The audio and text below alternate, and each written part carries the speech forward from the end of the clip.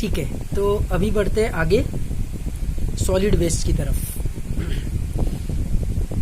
Solid waste refer to everything that goes out in trash. Trash है ना dustbin, मतलब कचरा, वो जो गाड़ी वाला आया घर से कचरा निकाल वाला trash. Municipal solid waste are waste from homes, offices, stores, schools, hospitals, etc. that are collected and disposed by the municipality. The municipal solid waste generally comprise paper, food waste, plastics, glass, metals, rubber, leather, textile, etc. ठीक है, ये सब solid waste में आएगा। Burning reduces the volume of the wastes, although it is generally not burnt to completion, and open dumps often serve as the breeding ground for rats and flies. क्या बोल रहा है वो कि सॉलिड वेस्ट को अगर जला दिया अपन ने तो वॉल्यूम तो कम हो जाता है कचरे का, लेकिन वो पूरे तरीके से नहीं जल पाता है और काफी सारी चीजें अनबर्न्ड रह जाती है ना, नॉट बर्न रह जाती है। और फिर उस जगह पर जो ओपन डंप्स है ना, डंपिंग करना है ना, फेंक देना कचरे को, है ना, ओपनली उसको डंप कर दिया तो वहां पर फिर rats and flies, house flies बढ़ जाती है। ठीक है, तो सिर्फ उसको बर्न कर देना उसका फाइनल सोल्यूशन नहीं हो सकता। Sanitary landfills were adopted as the substitute for open burning dumps. Openly burn करने की जगह सैनिटरी लैंडफिल्स का ये उपाय निकाला गया। सैनिटरी लैंडफिल्स मतलब क्या, सिंपल चीज है। In a sanitary landfill wastes are dumped in a depression. Depression यानी गड्ढा, और ट्रेंच मतलब भी गड्ढा। आफ्टर कॉम्पैक्शन, कॉम्पैक्ट करना है ना, उसको कंप्रेस करना। ठीक है, and covered with dirt everyday, उसको मिट्टी से ढकते जाने का। If you live in a town और city, do you know where the nearest landfill site is? Landfills are also not really much of a solution. ये सैनिटरी लैंडफिल्स ओपन डंप्स में burning करने से बेटर है, लेकिन ये भी कोई फाइनल सोल्यूशन नहीं है। ठीक है, क्यों नहीं है? Since the amount of garbage generation specially in the metro cities has increased so much that these sites are getting filled too. ठीक है, वो गड्ढे भी भर जाते हैं कचरे से। Also there is danger of seepage of chemicals etcetera from these landfills polluting the underground water resources. दूसरा ये भी एक डर रहता है कि जो भी कचरा अपन ने जमीन के नीचे गाड़ दिया है ना, गड्ढा करके, ट्रेंच बनाकर, डिप्रेशन बनाकर, वो वहां से निकलकर इधर उधर टेक्टोनिक प्लेट्स की मूवमेंट के कारण अंडरग्राउंड वाटर जो है उसके साथ भी मिक्स हो सकता है, और फिर अंडरग्राउंड वाटर जो है वही अपने को अपने वेल्स में या बोर वेल्स में वही तो पानी आता है, तो वो फिर पॉल्यूट हो सकता है, वो उसमें एक रिस्क है। ठीक है, a solution to all this can only be in human beings becoming more sensitive to these environmental issues. All waste that we generate can be categorised into 3 types: biodegradable, recyclable and the non biodegradable. ठीक है, सब human beings की responsibility है, बोल रही है NCERT. It is important that all the garbage generated is sorted. ठीक है, ये गवर्नमेंट ने बता के रखा है कि 2 अलग प्रकार की डस्टबिन रहनी चाहिए, एक सूखे कचरे वाली और एक गीले कचरे वाली, लेकिन none of us including me does this, है ना। अपन इन सब चीजों की चिंता नहीं करते, अपने को सिर्फ गवर्नमेंट को गाली देना है, खुद की रिस्पॉन्सिबिलिटी नहीं निभानी है। What can be reused or recycled separated out our कबाड़ी वालास and rag pickers. Rag picker समझता है ना, वो जो काफी गरीब लोग रहते हैं, जो एक व्हाइट कलर का सैक लेकर, पीठ पे व्हाइट कलर का सैक लेकर कचरे में घुसते हैं और कचरे में से कुछ कुछ उठाकर डालते रहते हैं अपने बैग में, उनको रैग पिकर्स बोलते हैं। ठीक है, वो एक्चुअली प्लास्टिक वगैरह उठाते रहते हैं और फिर वो रिसाइकलिंग यूनिट को बेच के उससे उनकी रोजी रोटी चलती है, उनको रैग पिकर्स बोला जाता है। ठीक है, तो अपने कबाड़ी वाले और अपने रैग पिकर्स एक बहुत महान काम कर रहे थे, वो great job of separation of materials for recycling, लेकिन हम ये नहीं कर रहे पढ़े लिखे लोग। The biodegradable materials can be put into deep pits in the ground and left for natural breakdown. Biodegradable की तो चिंता नहीं है। That leaves only the non biodegradable to be disposed of.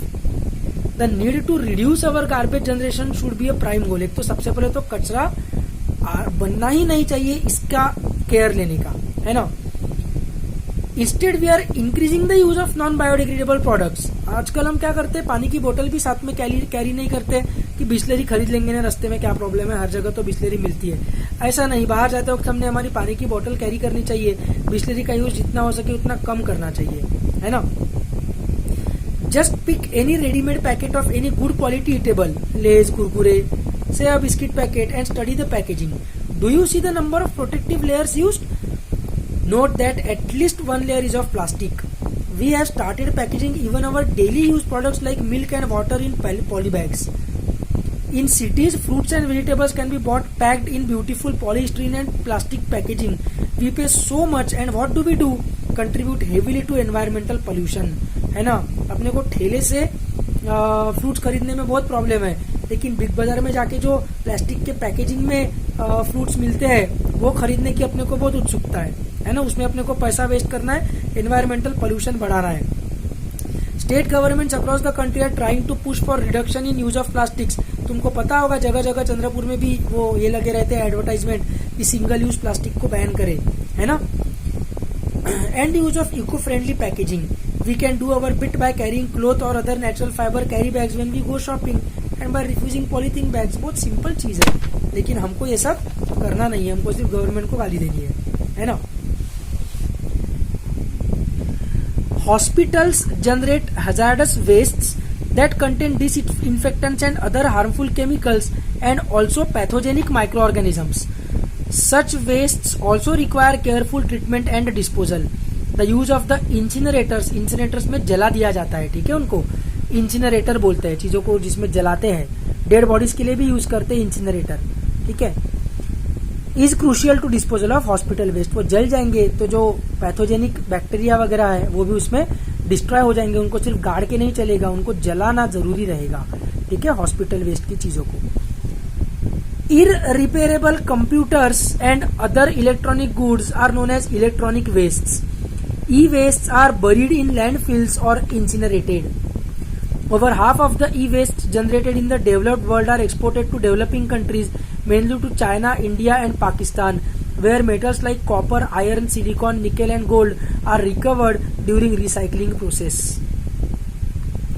Unlike developed countries, मतलब developed countries के exactly opposite, which have specifically built facilities for recycling of e-wastes, recycling in developing countries often involves manual participation. मतलब इंसान man खुद उसमें manually काम करते हैं, thus exposing workers to toxic substances present in e-wastes.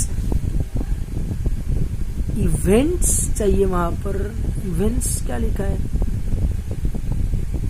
नहीं even है, वो CS गलत है, ठीक है, वो CS नहीं रहना चाहिए. Even the only solution for the treatment of e waste provided it. Even भी नहीं चाहिए, I don't know what is there, छोड़ो, ये वर्ड ही छोड़ दो. The only solution for the treatment of e waste provided it is carried out in an environment friendly manner. ठीक है, इसमें तो कुछ एक्सप्लेन करने लायक था नहीं सॉलिड वेस्ट में. आई गेस तुमको सब कुछ समझ ही गया होगा. Case study of remedy for plastic waste. गजब की चीज है ये. A plastic sack manufacturer in Bangalore has managed to find the ideal solution to the ever increasing problem of accumulating plastic waste. Ahmed Khan, aged 57 years old. ये book मैंने 2000, ये जो NCERT की बुक से मैं पढ़ रहा हूँ, ये मैंने शायद 2010 या 2009 में खरीदी हुई है. ठीक है, 2009 में ये बुक मैंने खरीदी हुई है. उसमें 57 ईयर्स ओल्ड है. तुम्हारी जो बुक रहेगी अभी लेटेस्ट वाली, उसमें भी वही रहेगा. ठीक है. Has been producing plastic sacks for 20 years. Ahmed Khan का काम क्या था? Has been producing plastic sacks मतलब plastic bags for 20 years.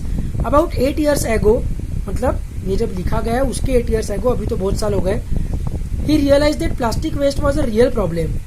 Polyblend, which is nothing but a fine powder of recycled modified plastic, was developed then by his company. Underline करेंगे इसको कि Polyblend को अहमद खान की कंपनी ने ही डेवलप किया है. This mixture is mixed with the bitumen. Bitumen क्या है? बिटुमेन मतलब क्या? Bitumen is the chemical that is used to lay roads. ठीक है. In collaboration with RV College of Engineering and the Bangalore City Corporation, Ahmad Khan proved that blends of polyblend and bitumen, blends and mixtures of polyblend and bitumen, when used to lay roads, enhance the bitumen's water repellent properties. ठीक है, water को repel करने की properties बढ़ गई and help to increase road life by a factor of 3. The raw material for creating polyblend is any plastic film waste. कोई भी plastic waste से पॉलीब्लेंड बन सकता है। समझ में आ रहा है? ठीक है। So against the price of ₹0.40 per kg that rag pickers had been getting for plastic waste, Khan now offers ₹6। देखो कितना ज्यादा फर्क पड़ गया है। ठीक है, एकदम ज्यादा फर्क, 12 टाइम्स अप्रोक्सीमेटली ज्यादा पैसे उनको मिल रहे हैं पर केजी के। Using Khan's technique by the year 2002 more than 40 kilometres of roads in Bangalore has already been laid, है ना, with the help of this mixture polyblend and bitumen के। At this rate Khan will soon be running short of plastic waste in Bangalore to produce polyblend. Thanks to innovations like polyblend, he might still avoid getting smothered यानी बहुत ज्यादा परेशान होना by plastic waste. Agrochemicals and their effects, इसमें भी कुछ नहीं है समझने लायक, बस ये अपने को याद रखना है कि पॉलीब्लेंड उसने बनाया है प्लास्टिक वेस्ट से और फिर पॉलीब्लेंड को मिक्स किया है बिटुमेन में। ठीक है, और उससे फायदा क्या हुआ है, वाटर रिपेलेंट प्रॉपर्टीज बच गई है और बढ़ गई है, और तो वाटर कम रहेगा तो फ्रिक्शन नहीं होगा, है ना, रोड एक्सीडेंट्स भी कम हो गए और रोड की लाइफ भी इंक्रीज हुई है बाय अ फैक्टर ऑफ 3। ये बाय अ फैक्टर ऑफ 3 को भी अंडरलाइन कर लेंगे, इसके ऊपर भी क्वेश्चन बन सकता है। ठीक है, आते हैं नेक्स्ट पॉइंट की तरफ, agrochemicals and there effects. In the wake of Green Revolution, use of inorganic fertilizers and pesticides had increased manyfold मतलब many times for enhancing crop production. Pesticides, herbicides, fungicides, etc. are being increasingly used. These incidentally are also toxic to non-target organisms that are important components of the soil ecosystem. ठीक है, मतलब जिन organisms को हमने target नहीं भी किया है, ये फंगिसाइड्स, हर्बिसाइड्स और पेस्टिसाइड्स के मदद से, मतलब जो हार्मलेस ऑर्गेनिज्म है, रादर जो यूजलेस ऑर्गेनिजम्स है वो भी इनके कारण मर सकते हैं। ठीक है, उनको टारगेट किया भी नहीं है अपन ने, और उल्टा वो इम्पोर्टेंट कंपोनेंट्स है इकोसिस्टम के, वो भी मारे जाएंगे, ऐसा भी हो सकता है। Do you think this can be biomagnified in the terrestrial ecosystems? बिल्कुल, बायोमैग्निफिकेशन अपन ने पहले ही पढ़ लिया है पिछले वीडियो में, बायोमैग्निफिकेशन तो हो ही सकता है। We know what the addition of increasing amounts of chemical fertilizers can do to aquatic ecosystems, that is eutrophication. ठीक है, फर्टिलाइजर्स के कारण क्या होगा, यूट्रोफिकेशन, और पेस्टिसाइड्स, हर्बिसाइड्स, फंगिसाइड्स के कारण क्या होगा, बायोमैग्निफिकेशन।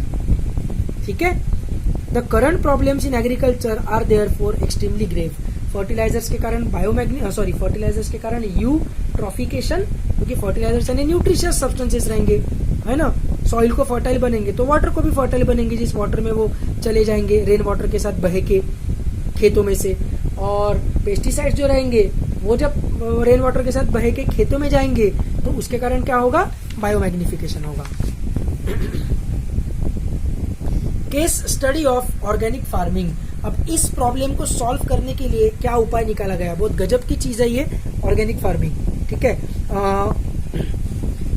इंटीग्रेटेड यानी बहुत सारी चीजों को एक साथ ऐड करना। इंटीग्रेशन मैथमेटिक्स में रहता है ना, डेरिवेटिव्स, इंटीग्रेशंस, तो वो इंटीग्रेट करना है ना, ज्वाइन करते जाना, ऐड करते जाना। तो अलग अलग चीजों को ऐड करके जाकर integrated organic farming is a cyclical, ठीक है, साइकिल है, पाथवे नहीं है, जहां से शुरू हुआ वहीं पर आकर वापस खत्म हो जाएगा। जीरो वेस्ट प्रोसीजर, इसमें वेस्ट भी तैयार नहीं होगा। क्यों?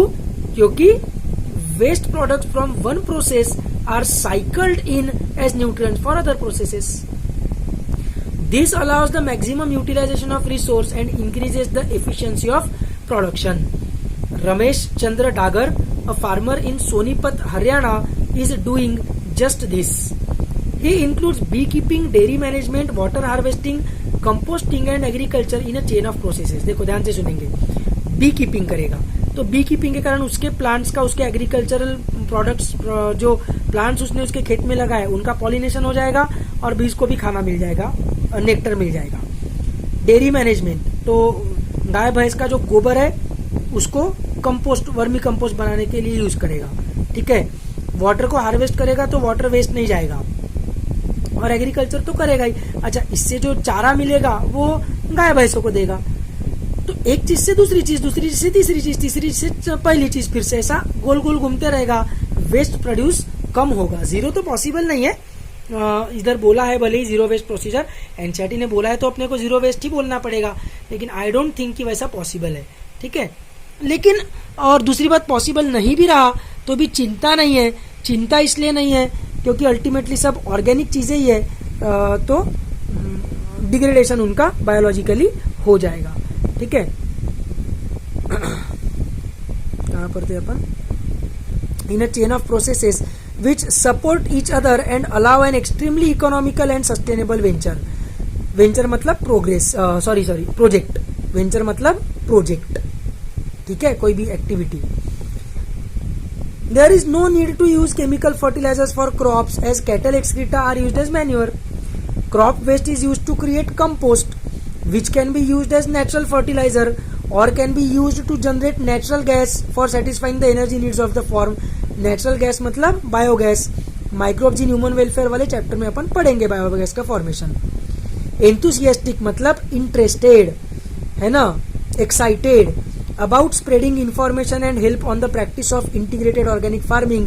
Ramesh Chandra Dagar has created the Haryana Kisan welfare club with a current membership of 5000 farmers. उसने खुद ने तो किया ही, और एक ग्रुप बनाकर बाकी फार्मर्स को भी उसका एजुकेशन दिया कि ये कैसे करना चाहिए, ठीक है। फिर आएगा रेडियो एक्टिव वेस्ट्स।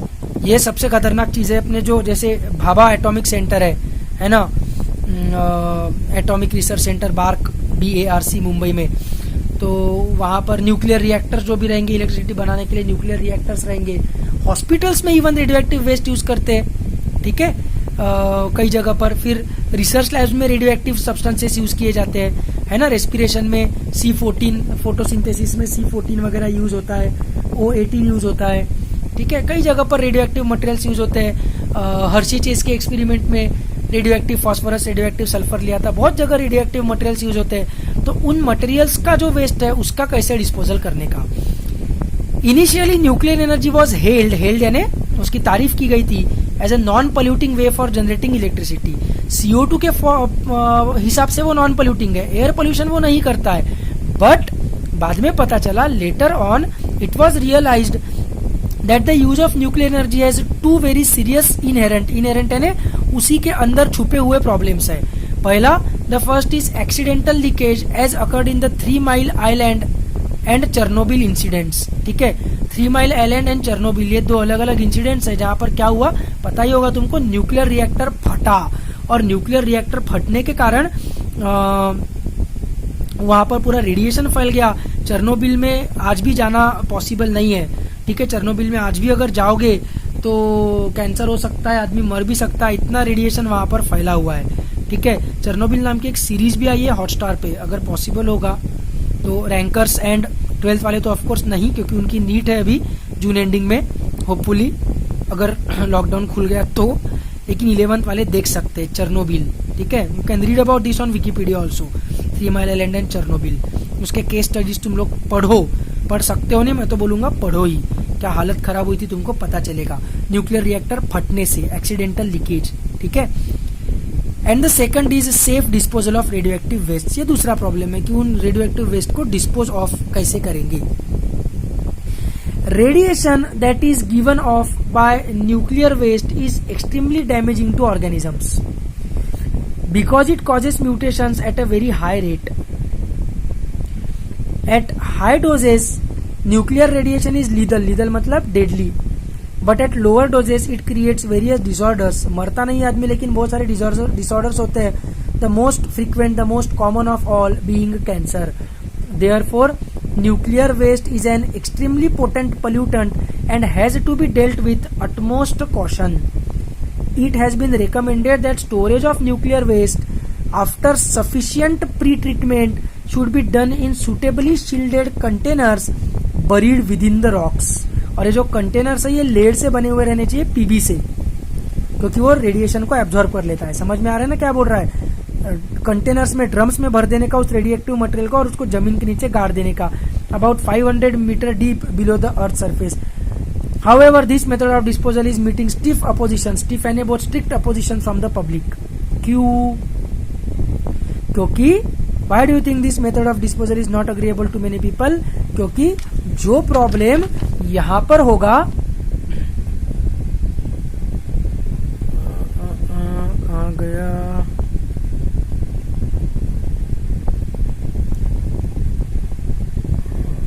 हाँ ये danger of seepage of chemicals, sanitary landfills में ये प्रॉब्लम बोला था हमने कि सैनिटरी लैंडफिल्स में ये प्रॉब्लम हो सकता है, danger of seepage of chemicals into ground water. तो सैनिटरी लैंडफिल्स के हेवी मेटल से अगर अपने को इतना डर लग रहा है तो कंसंट्रेटेड पूरा रेडियो एक्टिव वेस्ट है, इसको तुमने ड्रम्स में भर के रख दिया, ठीक है, लेकिन किसी रीजन से अंडरग्राउंड अगर उसमें से लीकेज हो गया और वो अंडरग्राउंड वाटर में जाके मिक्स हो गया तो सोचो अपने ड्रिंकिंग वाटर में रेडियो एक्टिव मटेरियल आ सकता है, how dangerous that can be. इसलिए this method is meeting stiff opposition from the public.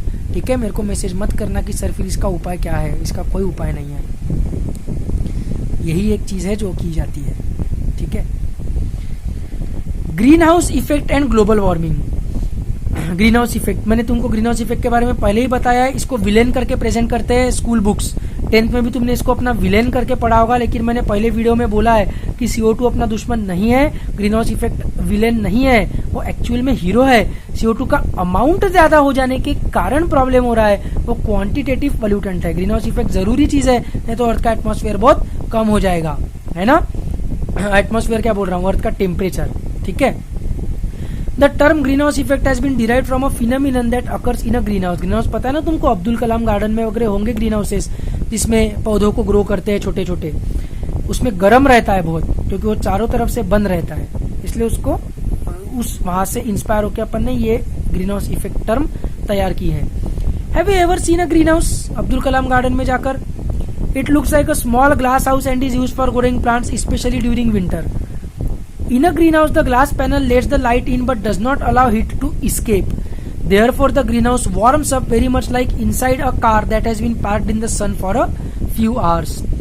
The greenhouse effect is a naturally occurring phenomenon that is responsible for heating of Earth's surface and atmosphere. You would be, रुको read करता हूँ, पहले diagram देख लेते हैं। सन से light आ रहा है, अपने को दिख रहा है, अब ये रेडिएट होके वापस एटमॉस्फेयर में जा रहा है, लेकिन ग्रीन हाउस गैसेस क्या कर रहे हैं? Green house gases absorb long wave, मतलब इंफ्रारेड रेडिएशन, है ना। विबग्योर अपने को पता है ना, विबग्योर, तो विबग्योर का आर मतलब रेड है, रेड के आगे वाली जो वेवलेंथ है वो इंफ्रारेड है ना, from the earth and emit it again back towards the earth. देखो ग्रीन गैसेस उसको वापस अर्थ के तरफ इमिट कर रहे हैं। The cycle continues till the earth surface has no long wave radiation to emit. इसने अर्थ के ऊपर रेज छोड़ी और रेज रिफ्लेक्ट होकर वापस जाने लग गई, पर उनको ग्रीन हाउस गैसेस ने एब्जॉर्ब कर लिया, उसको निकल जाने से, स्पेस में जाने से रोक दिया, इस एनर्जी को, इस हीट को। इसलिए अर्थ का एटमॉस्फेयर क्या हो गया? वार्म हो गया, गर्म हो गया। ये चीज जरूरी है। प्रॉब्लम इसमें नहीं है कि ज्यादा हो, ये ग्रीन हाउस इफेक्ट में प्रॉब्लम नहीं है, ये अति हो जाना, ज्यादा हो जाना, ये प्रॉब्लम है, क्वांटिटेटिव प्रॉब्लम है, बराबर।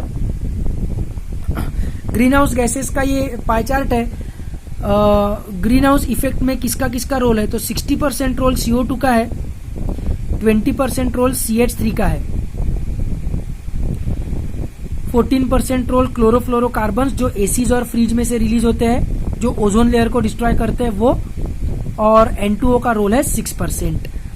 ये और ये तो अपने को याद रह जाते हैं, ये और ये अपन ध्यान में नहीं रखते। MCQ में अगर which of the following are green house gases ऐसा क्वेश्चन आया तो ये और ये तो हम मार्क कर देते हैं, पर इसमें और इसमें हम घपला करते हैं। ठीक है, तो ये अपने को स्ट्रिक्टली याद रखना है कि CFC और N2O भी ग्रीन हाउस गैसेस है। नोट डाउन कर लो अपने कॉपी में। ठीक है, तो अभी पढ़ते हैं। You would be surprised to know that without greenhouse effect, the average temperature at surface of Earth would have been a chilly -18 degree Celsius rather than the present average of 15 degree Celsius. Chandrapur की बात नहीं कर रहे, खुश मत हो जाओ। चंद्रपुर में विंटर में भी 15 डिग्री सेल्सियस होता है क्या? आई डोंट नो। ठीक है, एवरेज की बात कर रहे हैं, पूरे अर्थ की बात कर रहे हैं। ठीक है, तो एवरेज अपना -18 डिग्री सेल्सियस हो गया रहता। सोचो कश्मीर में या रशिया में, साइबेरिया में क्या हो गया रहता, है ना। In order to understand the greenhouse effect, it is necessary to know the fate of the energy of sunlight that reaches the outermost atmosphere. Clouds and gases reflect about 1/4 of the incoming solar radiation and absorb some of it. Underline करेंगे इसको.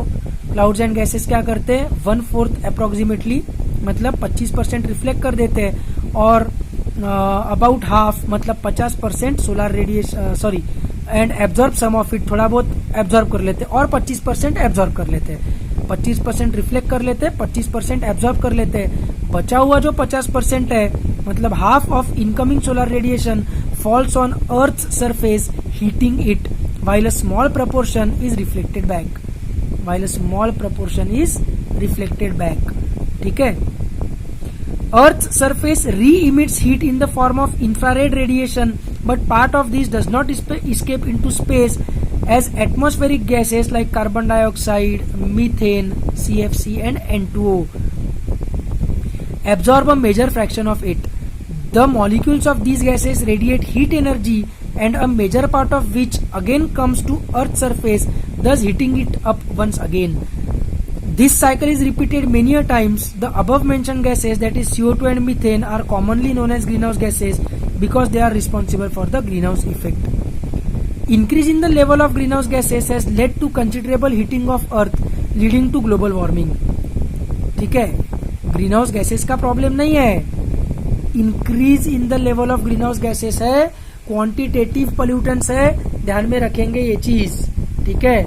During the past century the temperature of earth has increase by 0.6 degree Celsius. Underline करेंगे इसको, important data है. Most of it during the last 3 decades. 3 decades मतलब एक decade यानी 10 साल, 3 decades मतलब 30 साल. ये एनसीईआरटी जब लिखी गई है उसके 30 साल पहले. और ज्यादा खुश मत हो जाओ, तुम्हारी जो नई एनसीईआरटी है उसमें भी यही डेटा है और 10 साल भी शायद यही डेटा रहेगा. Scientists believe that this rise in temperature is leading to deleterious changes in the environment and resulting in odd climatic changes. Example, El Nino effect. El Nino effect क्या रहता है, तो हर 4 साल में एक बार पैसिफिक ओशन में अलग ही प्रकार से विंड्स बहती है. उसके कारण चक्रवात वगैरह, पैसिफिक चक्रवात समझता है, चक्रवात तुमको नहीं समझेगा इतनी हिंदी, क्या कहते हैं उसको चक्रवात को इंग्लिश में, जैसे वो गोल गोल घूमता नहीं है, स्टॉर्म टाइप का, मेरे को उसका इंग्लिश नाम याद नहीं आ रहा है. ठीक है. हवा में भी ऐसा गोल गोल घूमते हुए इंग्लिश पिक्चरों में वगैरह तुमने देखा होगा. वैसा जब पानी में आता है, पानी में रहे हवा में रहे उसको बोलते हैं चक्रवात. तो अलग ही प्रकार से हवाएं बहती है, चक्रवात आता है पानी में, उसको बोलते हैं एल नीनो इफेक्ट. हर 4-5 साल में वो एक बार आता है. और पैसिफिक ओशन में एल नीनो इफेक्ट आने के कारण पूरे दुनिया भर में ड्रॉट आ जाता है. ठीक है. अभी पिछले साल मतलब 2019 में शायद था एल नीनो इफेक्ट, जो ड्रॉट आया था पिछले साल, 2019 या 2018 में था एल नीनो इफेक्ट. ठीक है. पैसिफिक ओशन में आता है. तो that is also resulting in, और कुछ तो भी अलग ही क्लाइमेटिक बिहेवियर हो गया ना ये. तो ये क्यों हुआ, चेंजेस इन द एनवायरमेंट के कारण हुआ. डिलीटेरियस यानी dangerous changes in the environment के कारण हुआ. और ये क्यों हो रहा है, because of rise in temperature, thus leading to increased melting of polar ice caps as well as of other places like the Himalayan snow caps. Over many years, this will result in a rise in sea level that can submerge many coastal areas. The total spectrum of changes that global warming can bring about is a subject that is still under active research. ठीक है. हिमालय पिघल जाएगा तो वो पानी पूरा गंगा यमुना के through अपने इंडिया में घुसेगा, फ्लड्स आएंगे, कई लोग डूब के मर जाएंगे. ठीक है.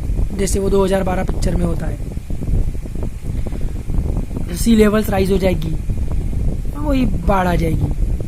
ठीक है. तो और क्या क्या होगा ग्लोबल वार्मिंग के कारण, that is still under active research. How can we control global warming? The measures include cutting down use of fossil fuel. Cutting down use of fossil fuel मतलब फॉसिल फ्यूल को कम use करना. Fossil fuel मतलब petrol, kerosene, diesel, ये सब चीजें, cycle से घूमना basically. Improving efficiency of energy usages, reducing deforestation, पेड़ नहीं काटना, उल्टा पेड़ लगाना, planting trees and slowing down the growth of human population. आहा, द मोस्ट इंपॉर्टेंट थिंग. ये अगर हो गया ना तो ये सब अपने आप कंट्रोल में आ जाएगा. International initiatives are also being taken to reduce the emission of greenhouse gases into the atmosphere. Then आते हैं ozone depletion in the stratosphere में। ये भी अपन ने बचपन से पढ़ा हुआ है। ओजोन डिप्लीशन जो CFCs के कारण होता है ना, फ्रिज और एसी में से जो क्लोरोफ्लोरोकार्बन निकलता है वो। You have earlier studied in the chemistry textbook of class 11th about bad ozone formed in the lower atmosphere which is called as troposphere that harms plants and animals. पढ़ा है क्या? I don't know. NCERT अपने को chemistry की भी पढ़नी है, ठीक है। नीट में बायोलॉजी की नहीं, अपने को केमिस्ट्री की भी NCERT पढ़ना कंपलसरी है। अपने को फिजिक्स की भी NCERT पढ़नी है। फिजिक्स की तुम पढ़ पाओगे क्या मेरे को पता नहीं, लेकिन केमिस्ट्री की तो कंपलसरी है। रैंकर्स एंड 12th वाले लोग जो ये वीडियो देख रहे हैं, केमिस्ट्री की NCERT पढ़ेंगे, 100% पढ़ेंगे। अपने को बहुत जरूरी है केमिस्ट्री की NCERT पढ़ना। उसके ऊपर भी लाइन सीधा सीधा लाइन कॉपी पेस्ट होकर क्वेश्चन आते हैं केमिस्ट्री के नीट में, जस्ट लाइक बायोलॉजी, ठीक है। सो आई होप कि तुमने क्लास 11 की केमिस्ट्री की बुक पढ़ी होगी, उसमें अबाउट बैड ओजोन पढ़ा होगा। Formed in the lower atmosphere, that is troposphere, that harms plants and animals. There is good ozone also. This ozone is found in the upper part of the atmosphere called the stratosphere. ध्यान से मेरी एक बात सुनेंगे, good fat और bad fat chemically अलग चीज है ना। Good fat, good cholesterol, bad cholesterol, एक लो डेंसिटी है, एक हाई डेंसिटी है, वो केमिस्ट्री ही उनकी अलग है। यहाँ पर गुड ओजोन और बैड ओजोन मतलब केमिकली कुछ अलग नहीं है। ये भी O3 मॉलिक्यूल है, ये भी O3 मॉलिक्यूल है, बस वो अगर लोअर एटमॉस्फेयर में रहा जिसके कारण अपन उसको इनहेल कर सकते हैं और अपने को नुकसान हो सकता है, तो वो बैड ओजोन है। और वो अगर ऊपर रहा मतलब स्ट्रेटोस्फियर में, तो अपने को नुकसान नहीं पहुंचा सकता, उल्टा यूवी रेस को एब्जॉर्ब कर लेगा सन के, तो वो अपना फिर गुड ओजोन है। ठीक है, समझ में आ रहा है? तो सीधा सीधा ये चीज ये चीज ध्यान में रखना है ना, केमिकली अलग चीजें नहीं है, बस कहाँ पे प्रेजेंट है इसके हिसाब से डिफरेंशिएशन है। एंड इट मतलब ozone acts as a shield, ढाल, absorbing ultraviolet radiation from the sun. UV rays are highly injurious to living organisms since DNA and proteins of living organisms preferentially मतलब वो prefer करता है absorb UV rays को absorb करता है। And its high energy, UV rays की high energy breaks the chemical bonds within these molecules. The thickness of the ozone in a column of air from the ground to the top of the atmosphere, जमीन से लेकर atmosphere के ऊपर तक ozone कितना present है, ozone का कितना थिकनेस है, it is measured in terms of Dobson units. इसको भी अंडरलाइन करेंगे, इसके ऊपर क्वेश्चन बन सकता है। ठीक है, ozone gas is continuously formed by the action of UV rays on molecular oxygen and also degraded into molecular oxygen in the stratosphere. There should be a balance between production and degradation of ozone in the stratosphere. और late मतलब हाल ही में अभी पिछले कुछ सालों से the balance has been disrupted due to enhancement मतलब increase of ozone degradation by chlorofluorocarbons. Chlorofluorocarbons find wide use as refrigerants. CFCs discharged in the lower part of atmosphere move upward and reach the stratosphere. In stratosphere, UV rays act on them releasing chlorine atoms. Chlorofluorocarbon, chlorine. Chlorine degrades ozone releasing molecular oxygen. With these atoms acting merely as catalysts. Cl का कहीं पर use नहीं होता है, वो बस catalyst है, तो ओजोन को ऑक्सीजन में तोड़ देता है। तो Cl atoms are not consumed in the reaction, तो अगला Cl एटम अगली रिएक्शन के लिए अवेलेबल ही रहता है। Hence whatever CFCs are added to the stratosphere they have permanent and continuing effects चाहिए यहाँ पर ऑन ओजोन लेयर। समझ में आ रहा है? एक बार जो क्लोरीन गया वो ओजोन को ऑक्सीजन में तोड़ते ही रहेगा, क्योंकि वो रिएक्ट नहीं हो रहा है, वो सिर्फ कैटलिस्ट है, तो वो तो स्ट्रेटोस्फियर से हटेगा नहीं, और वो नए नए ओजोन मॉलिक्यूल्स को ऑक्सीजन में तोड़ते जाएगा, तो ओजोन कम होते जाएगा और ऑक्सीजन स्ट्रेटोस्फियर में बढ़ते जाएगा। ठीक है, ये जो ओजोन लेयर है ये पूरे अर्थ के ऊपर का ही डिस्ट्रॉय हो रहा है, लेकिन स्पेशली अंटार्कटिक के ऊपर का ज्यादा डिस्ट्रॉय हो रहा है। ठीक है, ozone hole is the area above Antarctica shown in purple colour, ये वाला स्पेस से लिया हुआ फोटो है अर्थ का। Where the ozone layer is the thinnest, ozone thickness is given in Dobson units. See carefully the scale shown in colour violet to red. The ozone hole over Antarctica develops each year between late August and early October courtesy NASA. ये भी याद रखेंगे कि ozone hole जो बनता है वो हर साल कब बनता है, लेट अगस्त एंड अर्ली अक्टूबर। ठीक है, समझ में आ रहा है? याद रखेंगे, आर्कटिक नहीं, अंटार्कटिक, अंटार्कटिका के ऊपर बनता है, लेट अगस्त एंड अर्ली अक्टूबर के बीच में। ठीक है, पूरे अर्थ में ही ओजोन का डिप्लीशन हो रहा है, लेकिन अंटार्कटिक में सबसे ज्यादा हो रहा है क्योंकि वहां पर प्रेशर बहुत कम है और ठंडी ज्यादा है। Everything flows from higher potential to lower potential. तो ये जो भी गैसेस है वो अर्थ की सब गैसेस वहां पर अंटार्कटिक में जमा हो जाती है क्योंकि वहां प्रेशर भी कम है, टेम्परेचर भी कम है। तो higher temperature to lower temperature, higher pressure to lower pressure, वहां पर वो जमा हो जाते हैं सभी गैसेस, उसमें CFC भी आ जाता है, इसलिए सबसे ज्यादा डिस्ट्रक्शन वहां पर होता है अंटार्कटिक के ऊपर। ठीक है, तो बढ़ते हैं आगे। Although ozone depletion is occurring widely in the stratosphere, पूरे अर्थ में ही हो रहा है, the depletion is particularly marked over the Antarctic region. This has resulted in the formation of a large area of thinned ozone layer commonly called as the ozone hole. UV radiation of wavelengths shorter than UVB are almost completely absorbed by Earth's atmosphere given that the ozone layer is intact। अगर ozone layer intact है ऐसा अगर अपन consider करेंगे तो देखो UV radiation जो है ना उसको अपन ने 3 पार्ट्स में डिवाइड किया है, UVA, UVB एंड UVC। ठीक है, उसमें से UVB से शॉर्टर वेवलेंथ जो है मतलब द मोस्ट हार्मफुल वाले उसको तो पूरा ओजोन लेयर एब्जॉर्ब कर ही लेता है। UVB जो है वो मीडियम हार्मफुल है, उसको 50% ओजोन लेयर एब्जॉर्ब कर लेता है। और UVB से ज्यादा वेवलेंथ वाला जो UV लाइट है, UV रेज है, वो बिल्कुल भी हार्मफुल नहीं है, वो आ भी गए तो भी चिंता नहीं है अपने को। ठीक है, तो अपने को चिंता किससे है, UVA और UVB से। UVA एक्सट्रीमली हार्मफुल है, UVB थोड़ा सा हार्मफुल है। UVA पूरे तरीके से एब्जॉर्ब हो जाता है, UVB सिर्फ 50% एब्जॉर्ब होता है।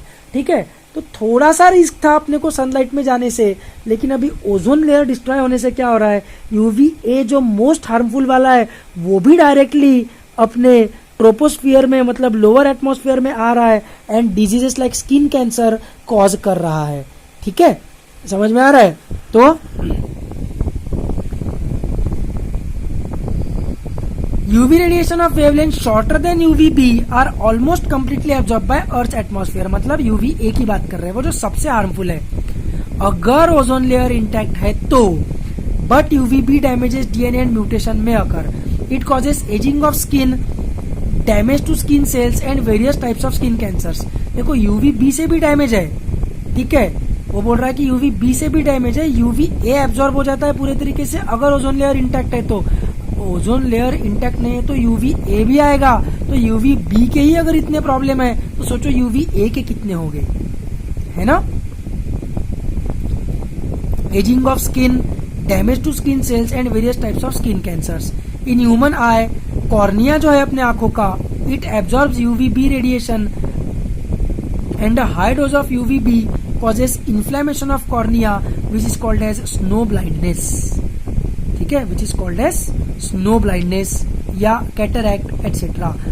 ठीक है, वो वहां पर कॉर्निया डैमेज हो जाएगा तो कॉर्निया जो ट्रांसपेरेंट रहता है वो ट्रांसपेरेंट नहीं रहेगा, वो व्हाइट कलर का हो जाएगा, इसलिए उसको नाम दिया हुआ है स्नो ब्लाइंडनेस। सच एक्सपोजर में permanently damage the cornea. Recognising the deleterious effects of ozone depletion and international treaty समझते हैं ना, हिस्ट्री में पढ़ा होगा तुमने, वो ट्रीटी साइन करते थे अलग अलग देश के लोग एक दूसरे के साथ। ठीक है, वो वाला known as Montreal protocol. Protocol मतलब सेट ऑफ रूल्स। मॉन्ट्रियल नाम की जगह में हुआ था इसलिए Montreal protocol. Was signed at Montreal which is situated in Canada in 1987। ये भी अपने को याद रखने का है। मॉन्ट्रियल प्रोटोकॉल का उद्देश्य क्या था, to control the emission of ozone depleting substances. Ozone depleting substances मतलब CFCs का इमिशन कम होना चाहिए। Subsequently many more efforts have been made and protocols have laid down definite road maps separately for developed and developing countries. दोनों के हिसाब से अलग अलग रोड मैप्स बनाए हुए हैं for reducing the emission of CFCs and other ozone depleting chemicals. ठीक है, बढ़ते हैं आगे। ये मॉन्ट्रियल प्रोटोकॉल अपने को याद रहना चाहिए, एकदम 100% अपने को याद रहना चाहिए। इसके ऊपर एकदम आराम से नीट में क्वेश्चन आ सकता है, बहुत ज्यादा प्रोबेबिलिटी है। फिर नेक्स्ट है degradation by improper resource utilisation and maintenance. The degradation of natural resources can occur not just by the action of pollutants but also by improper resource utilisation practices. Soil erosion and desertification. The development of the fertile top soil takes centuries, क्योंकि rocks टूट के soil बनती है rock के withering से, पता होगा आपने, कोई ज्योग्राफी में पढ़ा होगा अपन ने। But it can be remove very easily due to human activities like over cultivation. अगर अपन जंगल काटते गए और हर जगह एग्रीकल्चर करते गए तो पेड़, बड़े बड़े पेड़ कट जाएंगे, तो हवा जो बह रही है, उस हवा बहने के कारण जो सॉइल बह के जा रही है उसको रोकने के लिए बड़े बड़े पेड़ नहीं रहेंगे और सॉइल हवा के साथ बह जाएगी, उड़ जाएगी, है ना।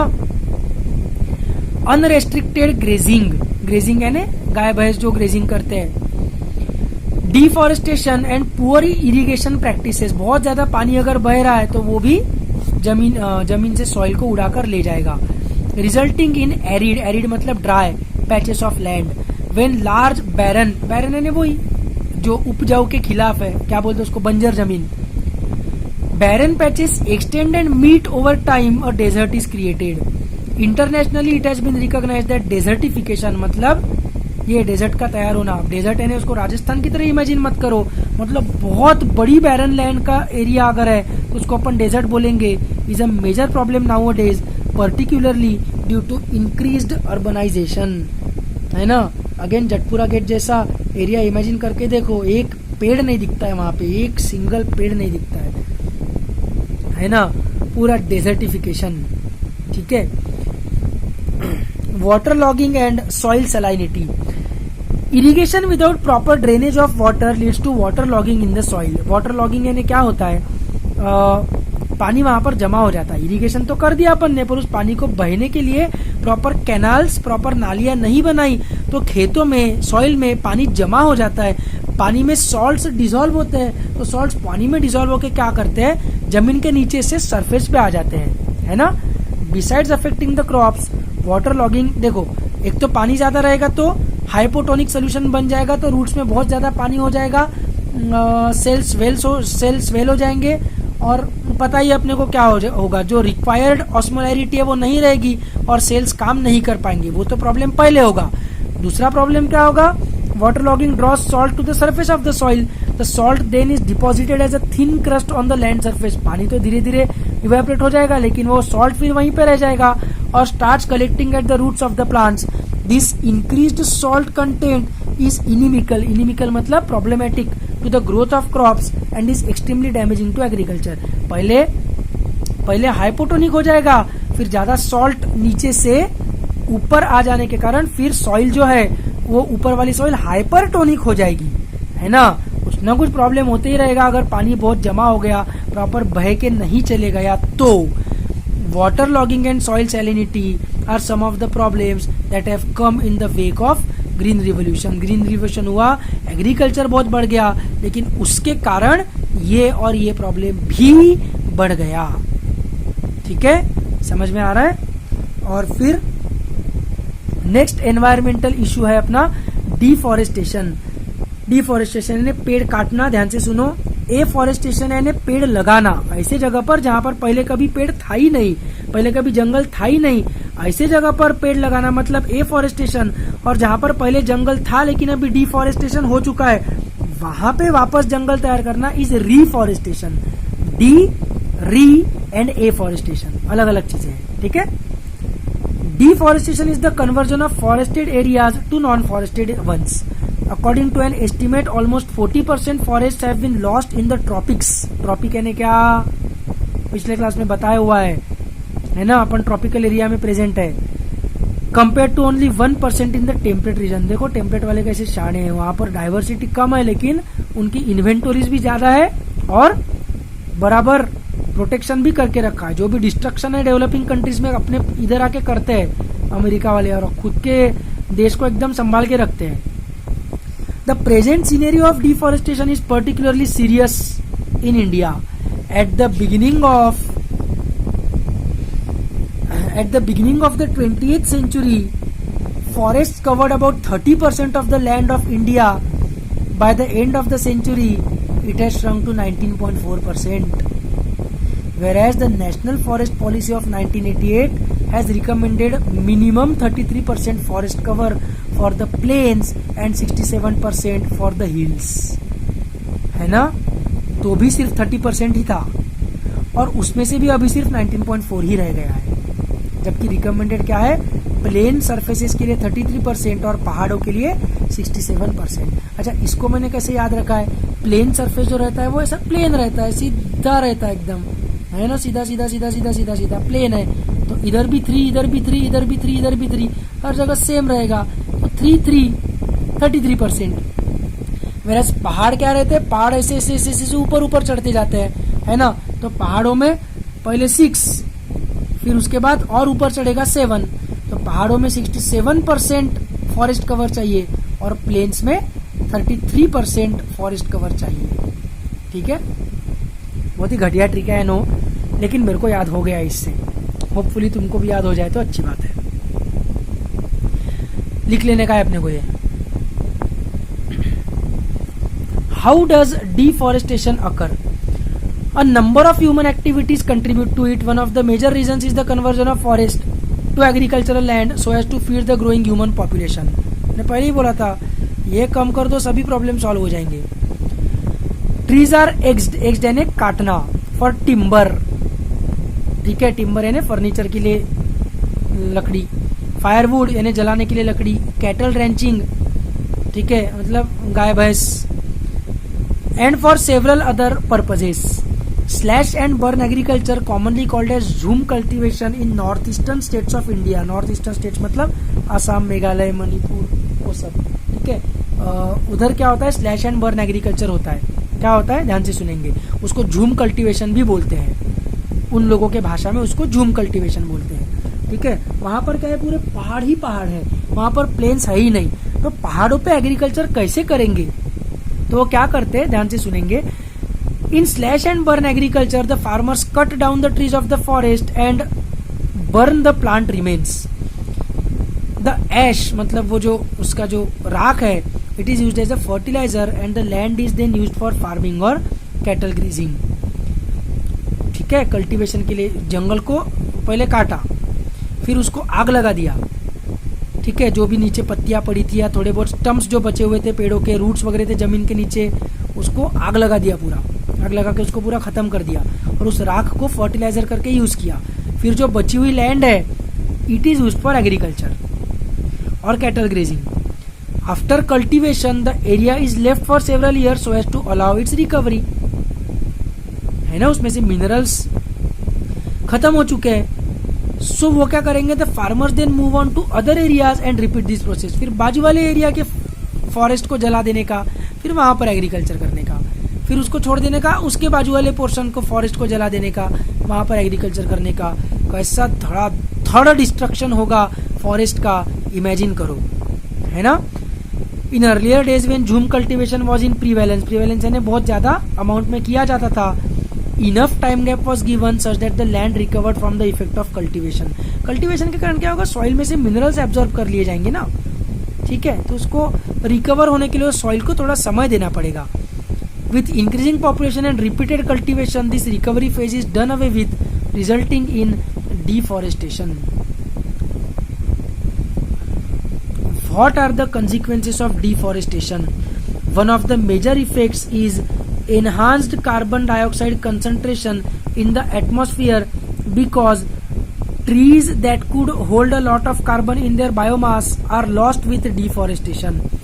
Deforestation also causes loss of biodiversity due to habitat destruction, disturbs hydrological cycle, मतलब water cycle को खराब करता है, causes soil erosion and may lead to desertification in extreme cases.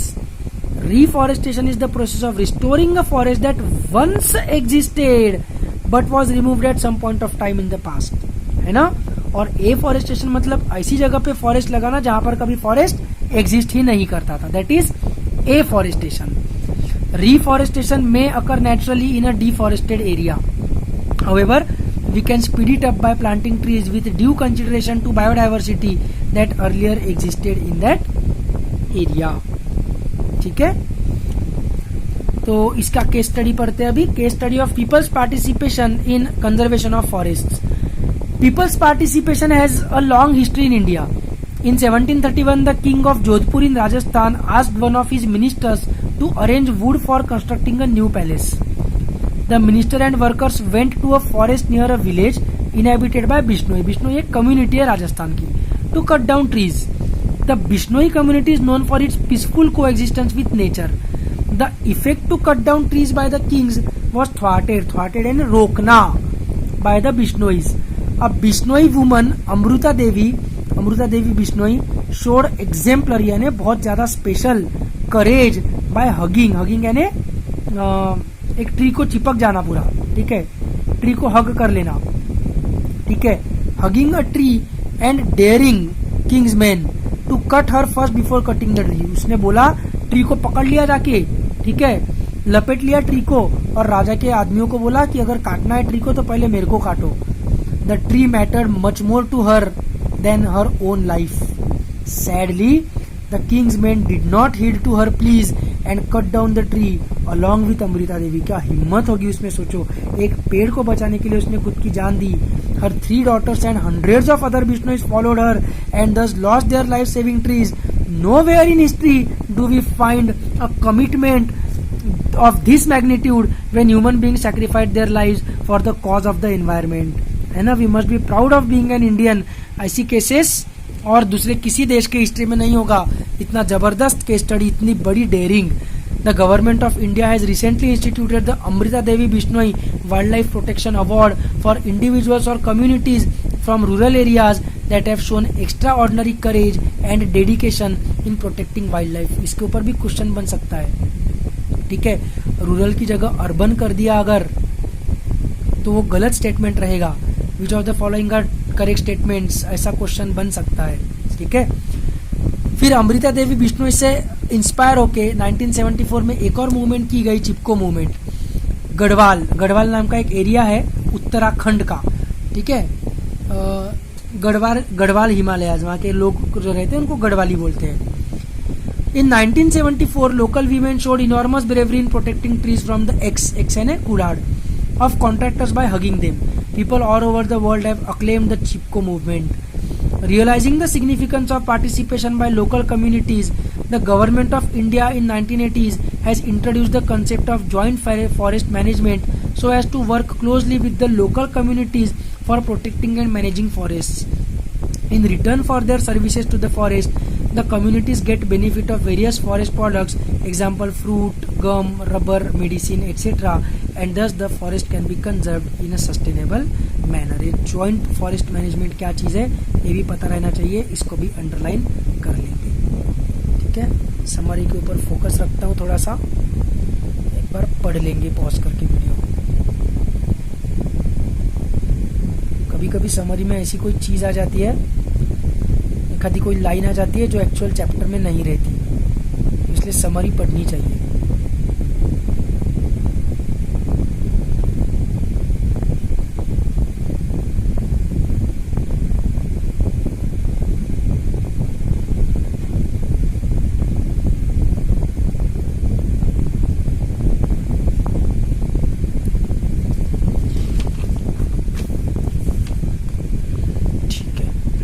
Was there in summary.